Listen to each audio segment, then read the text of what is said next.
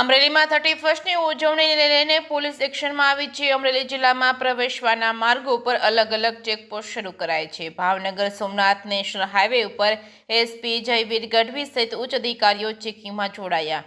નશાખોરો સામે પોલીસે તબાઈ બોલાવી છે। પોલીસે કાયદેસરની કાર્યવાહી હાથ ધરી છે।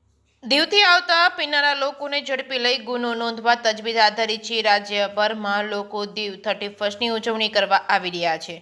સાથે જૈનિક સુજિત્રા અમરેલી।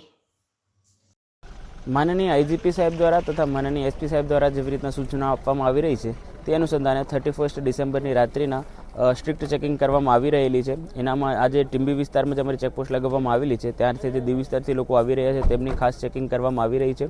પોલીસ દ્વારા બ્રેથ એનાલાઇઝર અને અન્ય જે ડિવાઇસીસ છે એના દ્વારા જે લોકો ડ્રંક એન્ડ ડ્રાઈવ કરી રહ્યા છે એમની સામે કેસ રજીસ્ટર કરવામાં આવી રહ્યા છે અને સાથે જે લોકો પરિવાર જોડે સિમ્પલી જઈ રહ્યા છે એમની જોડે સભ્યતાથી વર્તન કરી અને અહીંયા ચેકિંગ કરવામાં આવી રહ્યું છે।